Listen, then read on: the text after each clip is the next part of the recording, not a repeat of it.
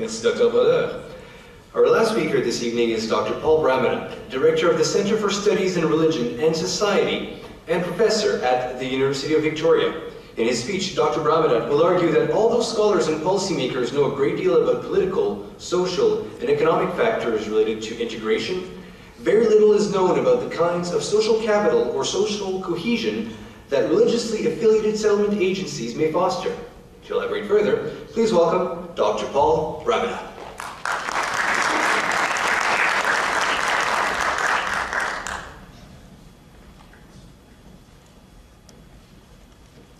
Thank you, Hugo, and thank you, Lori, for inviting me. It's lovely to be here, see some friends and colleagues that I don't get to see enough, so thank you.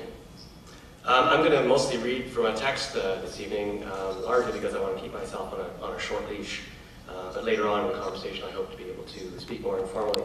I want to share some of the findings of a project I've been working on recently, and again, I hope that later on we'll have a chance to unpack it a bit. The project was devoted to the current situation of what I'm calling religiously affiliated settlement agencies. I use the acronym RASA as a shorthand. The religious groups I'm looking at are mainly involved in the settlement of refugees, especially people defined as refugees by the UN High Commission. I'm not going to bore you too much with the project architecture details, but in order to understand what I'm talking about, I should let you know that this is a pilot project funded by Metropolis BC, involved in-depth interviews with RASA leaders. I focus mostly on sponsorship agreement holders, or what they call SAWs in the discourse. I'm looking at Muslim groups, a Unitarian group, the United Church of Canada group, Anglican groups, and Roman Catholic groups. The pilot project is part of what I hope will eventually become a national project. Right now we are looking mostly at the leadership of these groups. Next year, when I'm hoping to take this national, we'll be talking with people in the leadership levels across the country, but also talking with people who are essentially the recipients of this assistance. I'm interested in religiously affiliated settlement agencies as kind of a case study that will enable me, I hope, to address three basic research questions. First, how are these agencies faring in an increasingly secular context? What kinds of internal and external, as well as what kind of practical and ideological pressures do they experience in these new contexts? How might these challenges affect the way they function in the future? Now, like most professors, though, I'm also interested in a couple of backdrop issues. I would separate them this way. I would say first are kind of philosophical issues. How are Canadian forms of secularization and secularism expressed on the ground, and how do these expressions reflect national and global shifts and anxieties? And the second category are really kind of ideological issues that are driving my curiosity. And those I would put in a question form of what role might the state be willing to play if or when a RASA group fails, as is likely to happen from time to time.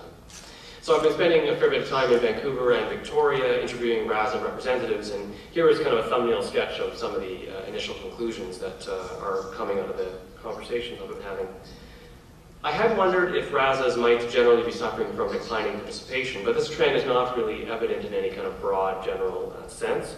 It might characterize some of the mainline Christian groups I'm talking to, but that in itself is kind of a reflection of broader, I would say, in some sense, deeper challenges that they face in their churches.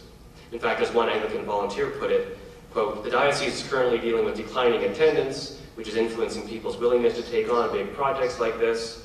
In addition, we have many other things to worry about, like new roofs, and those kinds of things are high on the agenda. Many parishes are uncertain about their future, not to mention their ability to pay utilities."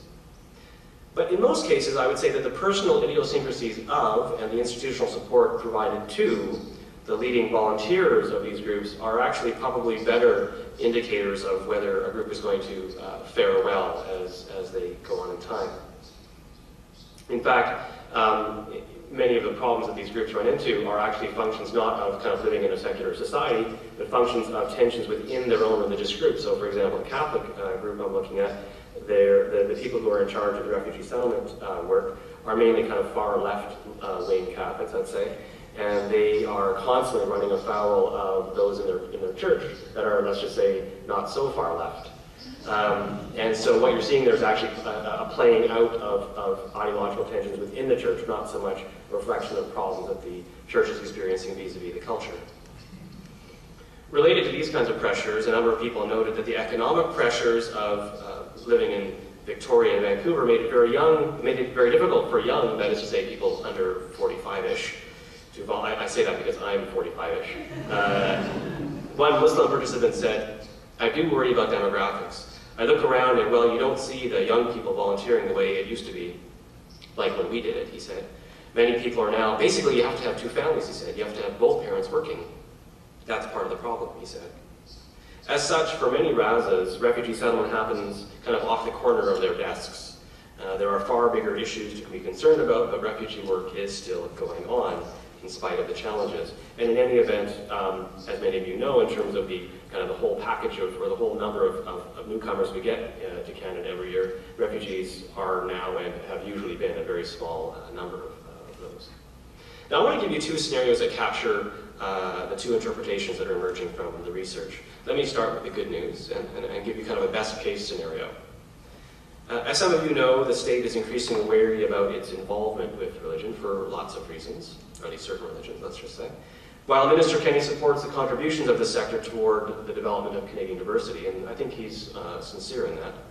In general, he and others within CIC adopt what we might call a studied indifference toward the content of Raza volunteers' religious motivations.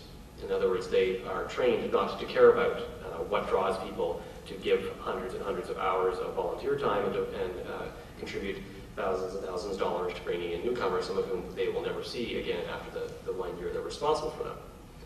Now this might be a good and practical thing. Perhaps we don't want the government to be assessing or even thinking about the quality or the validity of the religious motivations undergirding the efforts of Razas.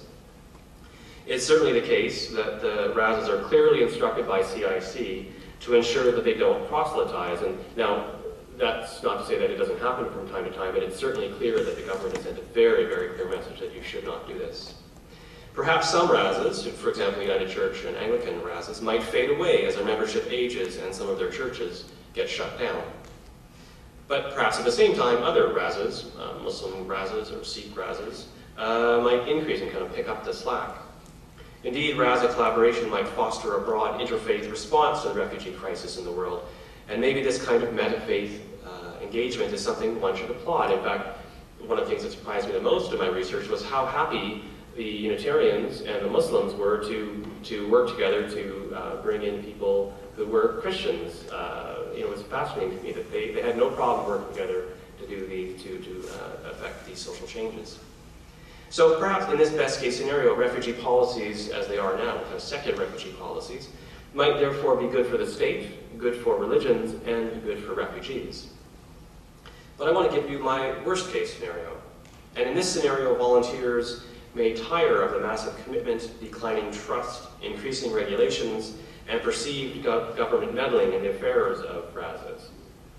Some individuals or groups might opt to spend their scarce volunteer time and scarce resources on other social justice endeavors. There's certainly evidence from my study to suggest that some Raza volunteers are tiring and chafing under the increased regulations that CIC puts on them. Also, on a very crude level, if some of the larger Christian Razas fade away, the state will lose all this free labor that they have provided. After all of the so-called, if you will, church ladies who have been doing so much of the heavy lifting for our society's refugee settlement efforts are all doing it all for free, and they're not getting any younger. And at the moment, there don't seem to be tons and tons of 35-year-olds lining up to do this work. One Unitarian volunteer said, I almost wish that every single religious community would go on strike, symbolic strike for a week, point out for the government how much the religious communities are contributing to the well-being of society.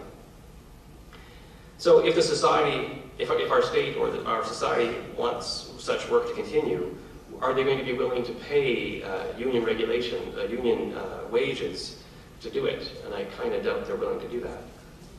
And finally, if Razas declined or are faced with more and more red tape, fewer refugees might be admitted and they might not be adequately supported when they get here.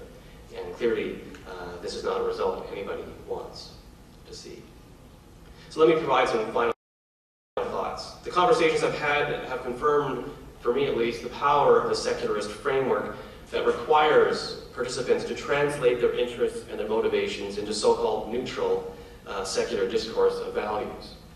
Raza volunteers have become so accustomed to the don't ask, don't tell approach of the government when it comes to religious dimensions of their motivations that they don't even notice or experience their silence or this translation as a compromise on their part. So in fact, when I started to ask people, well, what do you feel like when you are talking with your CIC partners and it's pretty clear that they don't care at all about what draws you to do all this work? And many of them looked at me, I mean, of course I didn't put it in those terms, but many of them looked at me like, well, what a funny question to ask. Why should I expect that the government would care at all about what draws me to do this kind of volunteering work? But I wonder, can the government work effectively with refugees and with Razas if a whole dimension of their experience and a whole dimension of their motivations are deemed a priori off limits? One United Church Raza volunteer captured this issue quite well when she said, look, working for people, trying to make the world a better place, it sounds terribly, very banal, but this is all religion. Basically, I would say that in the refugee, especially the ones I don't like, I see the Christ figure, and I am called to respond. Another participant commented, yes, and for me too, religion is not something you keep within safe boundaries. You must live it. It must always be very political, she said. In short, when it comes to religiously affiliated settlement agencies, the secular status quo is sort of working, and I don't actually sense a great appetite for change from the Raza or the CIC side.